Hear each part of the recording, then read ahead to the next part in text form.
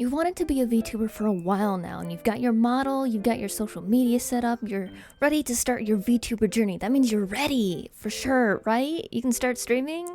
Actually, no, even though you might want to just jump right into it, it would be better to practice streaming first. Here's some things you might struggle with if you haven't.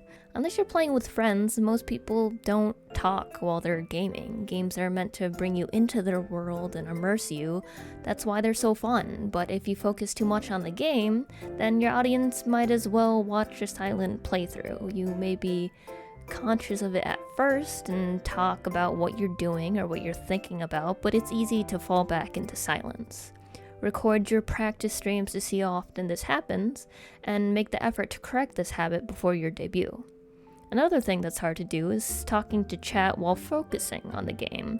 While you're doing practice streams, pretend you're getting comments about X, Y, or Z and respond to them.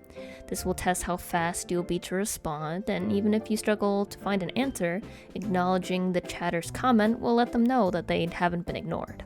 Remember, if a chatter says anything that makes you uncomfortable, you do not have to respond, and do not be afraid to slam down that ban hammer. It's not worth having one more viewer if that viewer ruins the experience for you and your community.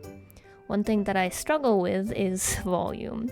Depending on your type of mic, you may have to be a certain distance from it for your audience to hear you. My cheap mic has a spin dial on the bottom to control this, and I wind up whacking it a lot without noticing, so having some practice ahead of time and knowing how to fix it while live will be a much needed skill. Your audience is here to hear you, so optimize your audio settings to the best of your ability beforehand so they can have the best experience possible.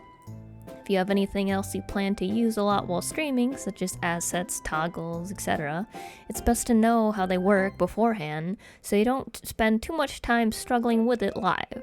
But even if you do, everyone loves a little scuff, so don't sweat it. I'll be making more videos on what I did to prepare for my VTuber debut and things I wish I knew beforehand, so if you wish to learn more, make sure you subscribe and see the next one when it comes out. If you're an artist, I have tips and tutorials up already, so go check those out. Bye bye!